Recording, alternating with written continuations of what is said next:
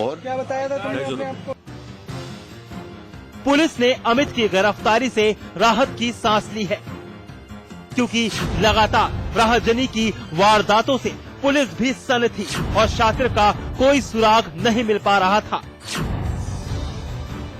Police Amit की गिरफ्तारी से इस बात का भी दावा कर रही है कि अब लूट की वारदातों में थोड़ी कमी जरूर आएगी, लेकिन पढ़े लिखे और एक बहरूपीय शख्स की हकीकत ने पुलिस को भी हैरत में डाल दिया है। अनिल चौधरी, अलीगढ़ समाचार प्लस।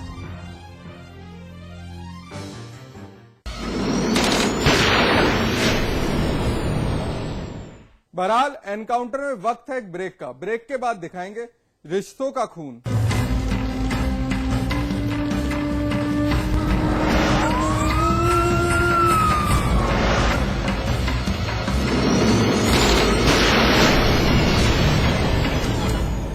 एक परफेक्ट इंजीनियर बनने से पहले, स्टॉक मार्केट में अपनी जगह बनाने से पहले, सॉफ्टवेयर प्रोफेशनल बनने से पहले, एक मल्टीनेशनल ग्रुप का सीईओ बनने से पहले, मार्केट के उतार चढ़ाव को समझा, मैनेजमेंट के कॉन्सेप्ट्स को समझा, एक परफेक्ट स्टूडेंट बना। मैंने डिग्री हासिल की। आई स्टडीड एट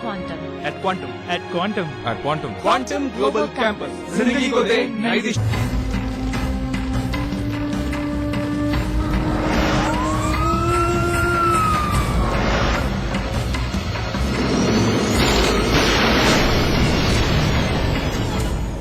वो दोनों चचेरे भाई थे, लेकिन दोनों के बीच बातचीत बंद थी, क्योंकि घर वालों को अरसे से एक आपसी विवाद ने जकड़ रखा था।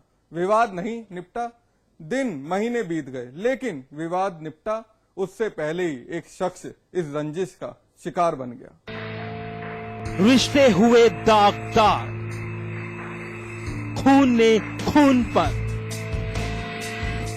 नहीं किया भरोसा, विवाद को दी नई शक्ल, तैश में आकर तमंचे से खत्म कर दी एक जिंदगी।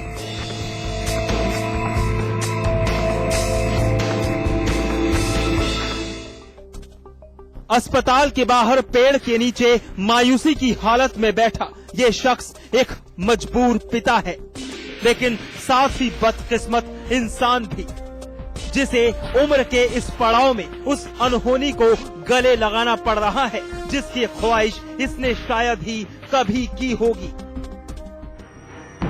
जी हां, भदोही के गांव भगवानपुर चौथार के रहने वाले वंशीधर पाठक के घर का चिराग बुझ चुका है। वंशीधर के बेटे प्रशांत पाठक की गोली मारकर हत्या कर दी गई है। ये हत्यारा कोई और नहीं बल्कि उसका सगा चचेरा भाई है, जिसने पिता और चाचा के बीच लंबे अरसे से चली आ रही रंजिश को दिल से ले लिया और फिर रिश्तों को ताक पर रखकर अपने सगे चचेरे भाई प्रशांत की गोली मारकर हत्या कर दी। बस हमारे लड़के के साथ साथ कुछ नहीं, मेरे लड़के को बुलाए और बुलाने के बाद उसे तू ममो किए ये कचहरी में रहते हैं श्यामधर पाठक। इसके बाद में प्रधान को बुलाए कि हमें ये सब मारने आया। प्रधान अपने भाई को लेकर के सामने पहुंचे अपने बाप को और तो तत्काल सटा के उसे गोली मार दी। गोली मारने वाले जो है हमारे भाई के बड़े लड़के हैं और राकेश पाठक, तच्छय पाठक। तच्छय ने गोली मारा, राकेश ने ललकारा, श्यामधर ने ललकारा। दरअसल वंशीधर पाठक और उसके भाई के बीच नाले और मिड डे मील में कोटे को लेकर काफी दिनों से विवाद चल रहा था और इस विवाद की चपेट में दोनों के परिवार भी आ चुके थे। वारदात वाले रोज भी इसी बात को लेकर प्रशांत और तक्षय के बीच कहासुनी हो गई, जिसके बाद उसने अपने चचेरे भाई को तैश में आकर तमंचे से गोली मार दी और फिर फरार हो गया। प्रशांत अब नहीं रहा, उसने मौके पर ही दम तोड़ दिया। हालांकि पुलिस ने शव को कब्जे में लेकर पोस्टमार्टम के लिए भेज दिया है और अब हत्यारे भाई की तलाश में चारों ओर दबिश भी डाल रही है। कल रात में इन लोगों में अल्टरकेशन हुआ और अंततः बंशीधर उपाध्याय के बेटे ये प्रशांत नाम का लड़का 18-19 वर्ष का था। उसको तमंचे से इन्हीं का भाई है तक्षय, उसने गोली मार दी। ये पूरी घटना थी। उसमें अभियुक्तों की गिरफ्तारी के पूरे प्रयास कर रहे हैं और शीघ्र गिरफ्तारी होगी। बहरहाल पुलिस ने प्रशांत की हत्या के मामले में तक्षक सहित 4 लोगों के खिलाफ मामला दर्ज कर लिया है और उसकी तलाश में जुट गई है। लेकिन 2 परिवारों के बीच इस विवाद ने एक नया सवाल खड़ा कर दिया है।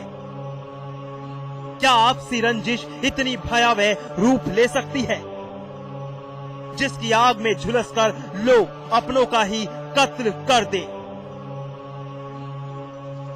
महेश कुमार, भदोही, समाचार प्लस।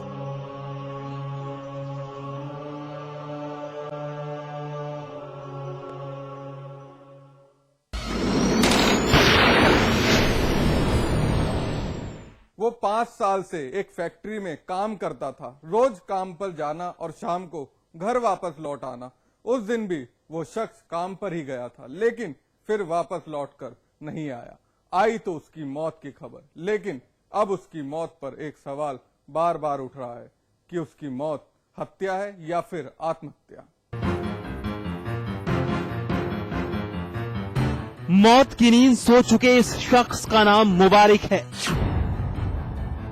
मुबारिक शामली के आदर्श मंडी में मौजूद एक फैक्ट्री में पिछले 5 साल से काम कर रहा था।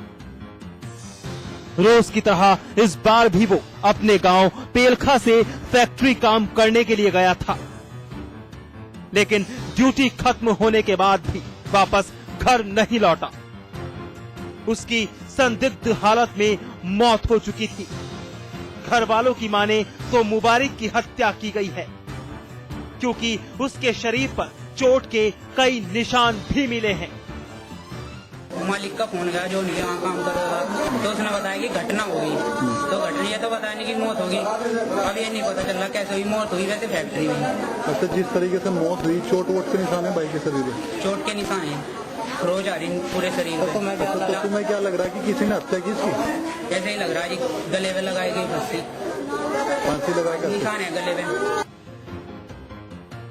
अब मुबारिक इस दुनिया में नहीं है, लेकिन उसकी यादें इतनी गहरी हैं कि घर वालों ने फैक्ट्री में ही शव को रखकर हंगामा शुरू कर दिया, क्योंकि उन्हें शक है कि मुबारिक की हत्या की गई है।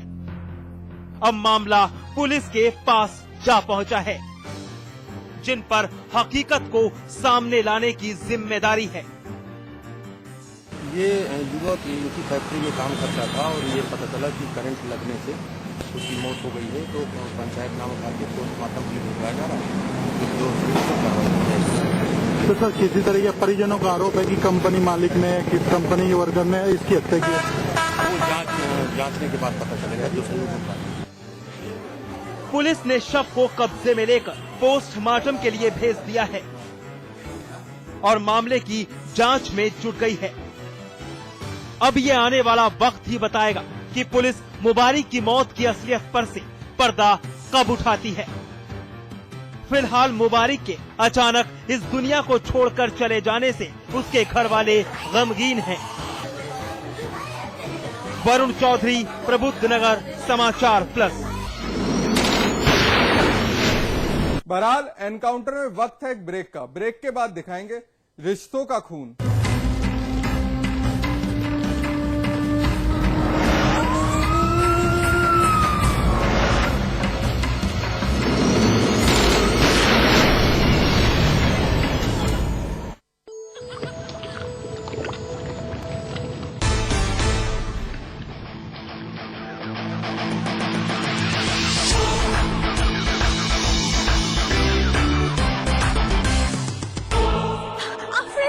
Please help!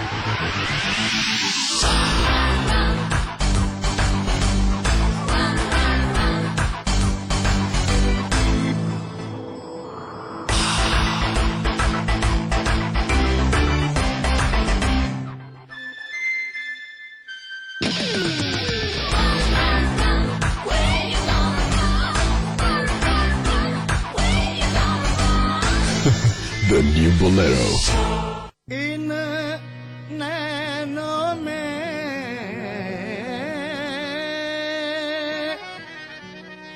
कजरा नभाए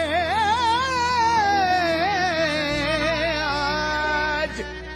बहुत हुई है ये आंख मिचोली, बहुत हुई है ये आंख मिचोली। आज खेलूंगी मैं रस की होली, खेलूंगी मैं रस की होली, रस की होली, रस की होली, रस की होली, रस की होली, रस की होली।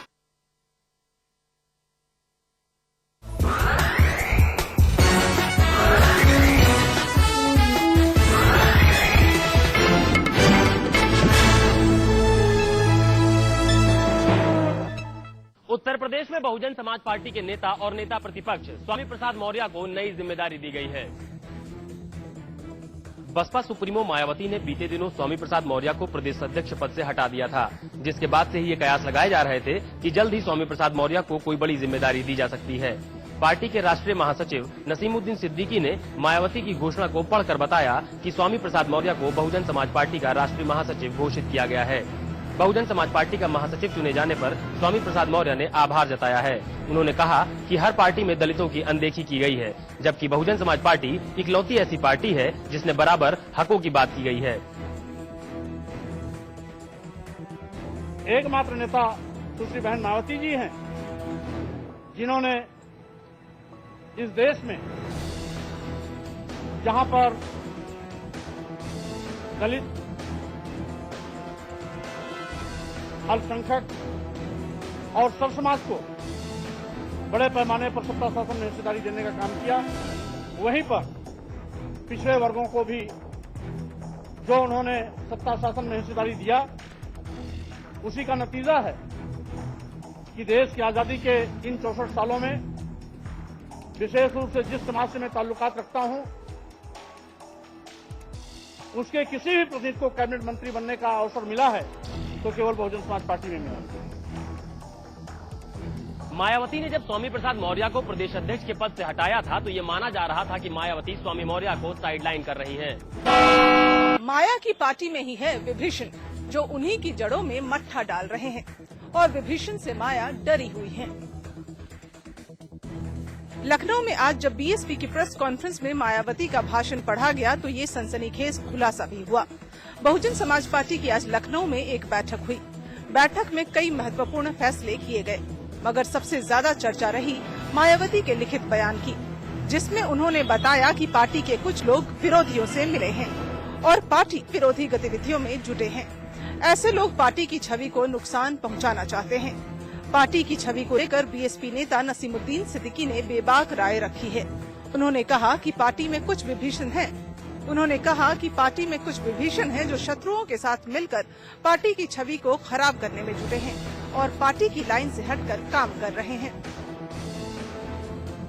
अब मायावती और उनके सिपह सालारों के सामने पार्टी के विभीषणों को खोजने की चुनौती है।